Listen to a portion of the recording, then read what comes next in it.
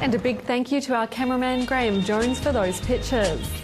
If you have any news that you'd like to share with us, give the station a call on 07 3488 984 or you can email news@tv.rotorua.co.nz. Thanks for watching tonight. From all the team at City News, for Maria. Supporting local content so you can see more of New Zealand on air. City News was brought to you by East Brewster Lawyers Rotorua, celebrating 100 years of legal excellence and innovation.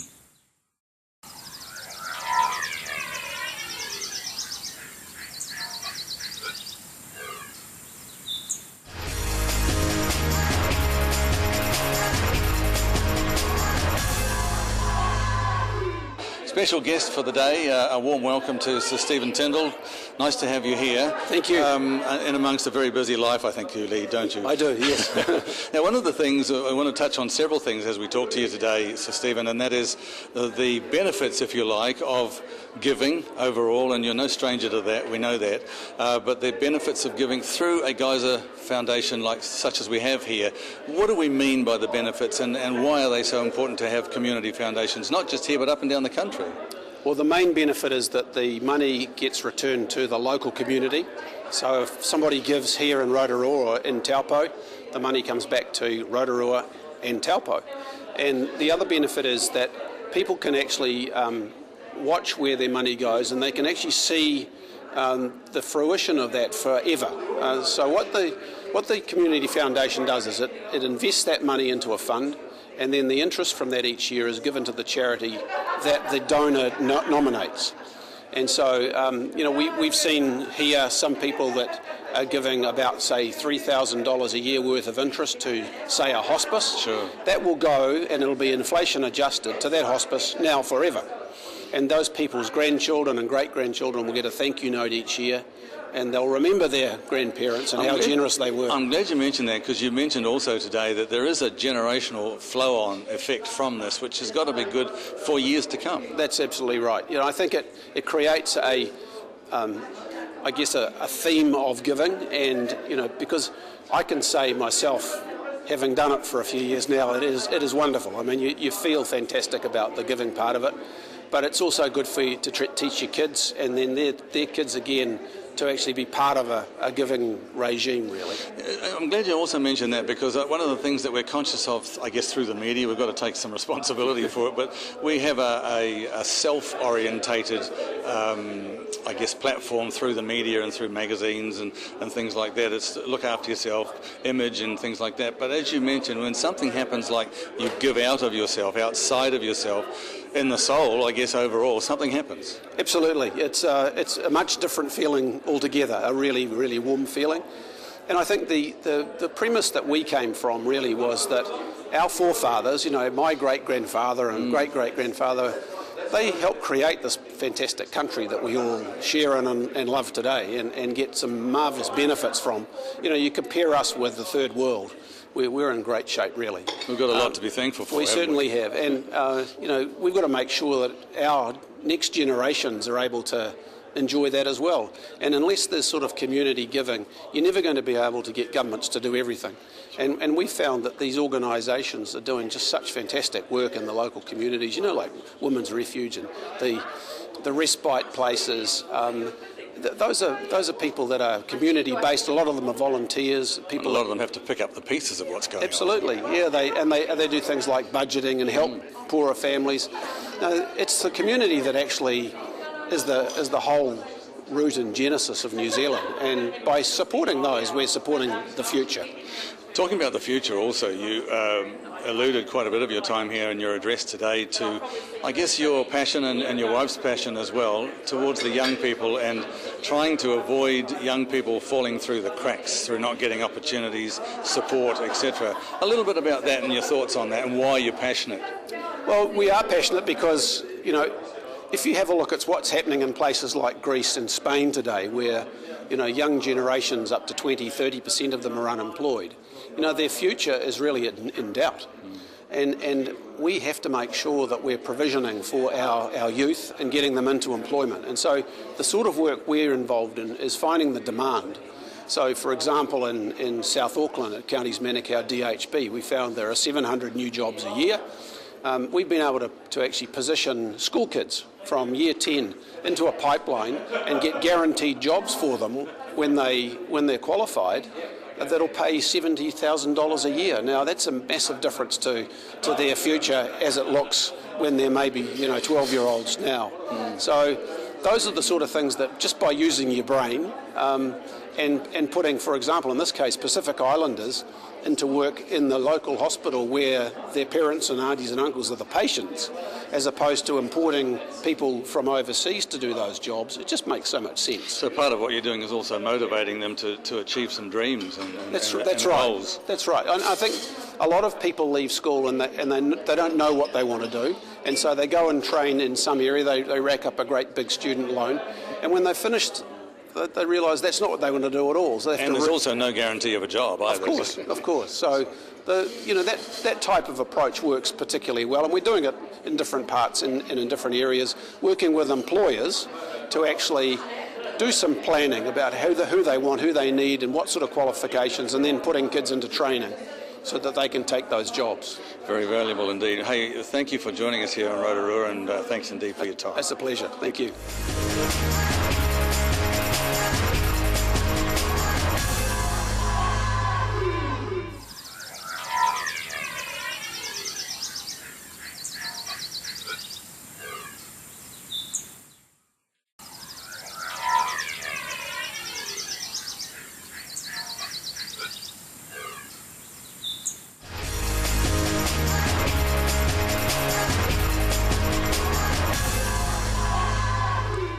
Hi Pete, appreciate your time today. Now what's the main aim of Te Arawa Lakes Trust here? Our main aim at the Trust is to focus on the our tamariki that falls through the school system, and they're called second chance students. And our main aim is to get their NCA levels up and hopefully put them on the right pathway to further their education. So it's all about educating those kids who don't really want to be at school, or school doesn't work for them. Because the school system didn't suit them, that's all. Yeah. Do you get many of those kids coming through? Just about all our kids are. Yeah. All the students that we take care are second chance. Cool. And what sort of courses do you offer? Here we offer, in the automotive sector, we offer level 1 with foundation skills. We offer New Zealand employment skills. These are qualifications now with TEC, NCQA. And besides that, we offer credits towards NCA level 1 and level 2. Which kids need these days, don't they? Yes, definitely, to get a job, and they're just starting to realise that they do need these quals to get a job. Yeah. At what stage, once you've got your students here on board with you, on what stage do they think, oh, actually, I really need to knuckle down and get some qualifications, or else, it could end up being on the dole the rest of my life? When do they get that realisation? Well, we sort of, on induction, we talk to our students and let them know what's going to happen down the line if they don't educate themselves, that they could be just sitting down wins in line, or they could be just walking around the streets, end up in police cells, you name it. That's where they'll end up. So it's all about encouraging them as well, Encouraging them, yeah. But, one of the main focuses too is a lot of them come in here with low self-esteem and no confidence. So it could take us a couple of weeks to get their confidence back into them before we even try to give them a workbook. How about getting credits towards things that help them get into the armed forces? Credits towards the armed forces, that's at NCA level 1. So while they're doing, say, New Zealand employment skills, in the New Zealand employment skills there is enough credits in their maths and English to actually get them into the army, as well as they'll get a qualification too. And with the army, the more credits you've got, the better chance you've got of getting in. Yeah. Now, just on average year, how many students would you take through your books, and how many of those would actually pass and succeed? We've had a good pass rate over the last 3 to 4 years with NCA level 1s and level 2s, automotives. It's been pretty good actually. But with the change that TEC made, that every unit we deliver now has to be a qualification, it's made it a little bit harder. Yeah. So once upon a time, before last year, we'd reached the goalposts that TEC had put in place. And once we'd reached them, they'd move them again, so we had to change the course all around so that they can reach the requirements. So it's ever evolving. Yeah, it is, yeah.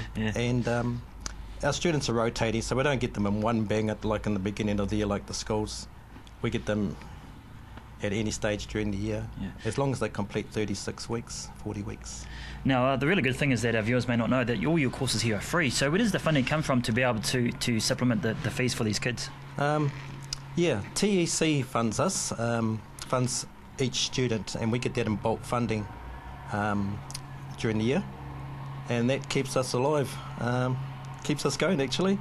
And when we do get into some of the downs up here with the old money situations, we've also got the Te Lakes Trust, our trustees and that we'll fall back on, and they'll help us out best they can.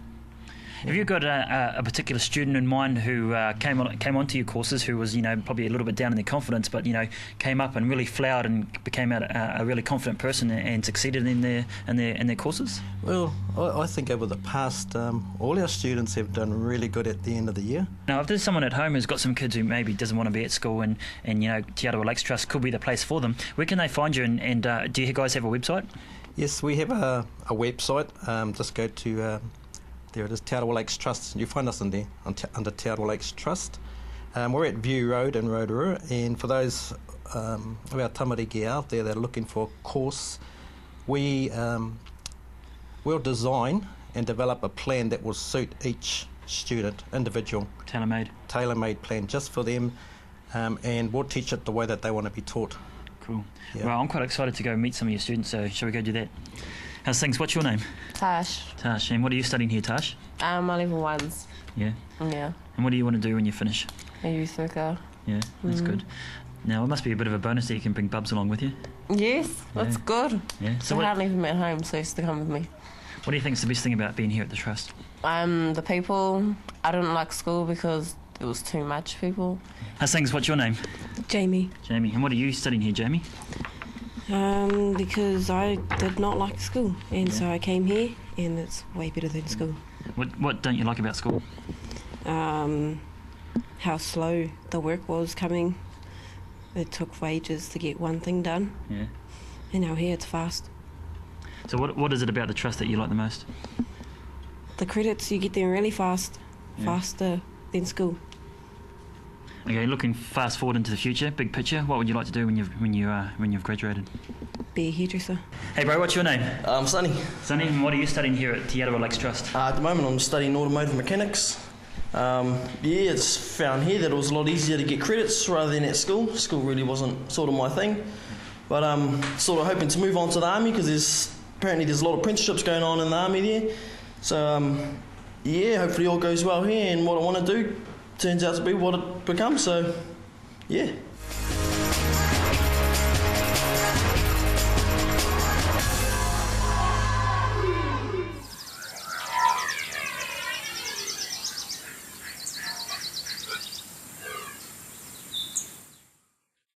City News is brought to you by East Brewster Lawyers Rotorua, celebrating 100 years of legal excellence and innovation.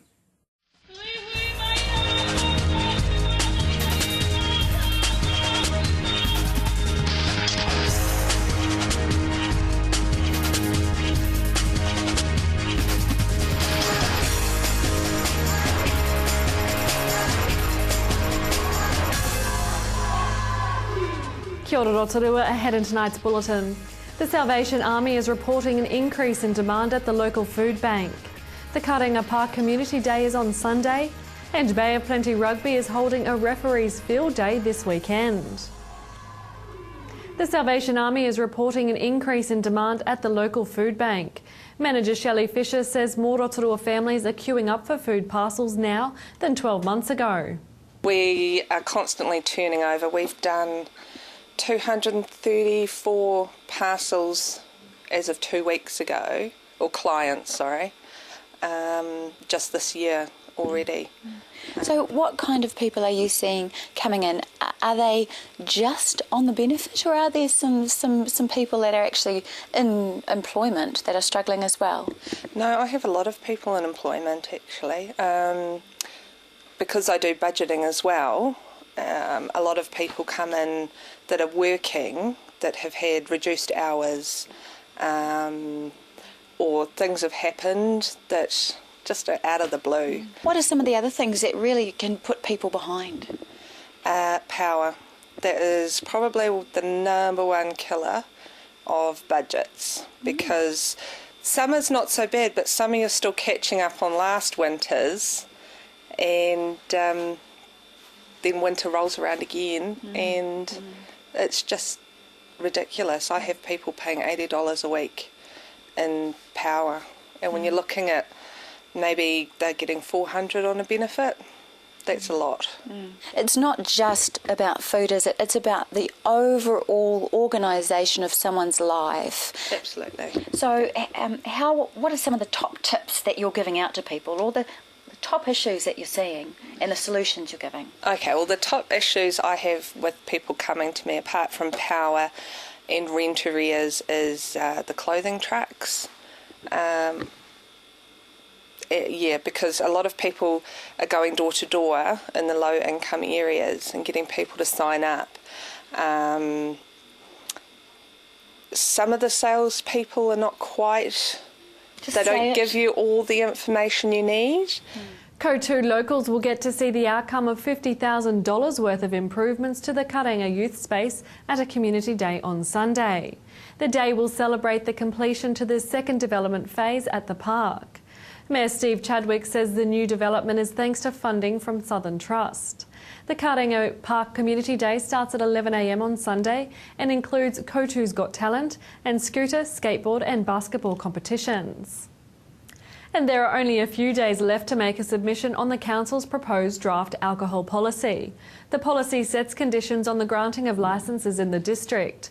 Copies of the draft proposal are available from the Council, with submissions need to be reaching Council by 4 p.m. on Friday. In sport tonight, Bay of Plenty Rugby is holding a referees field day on Sunday.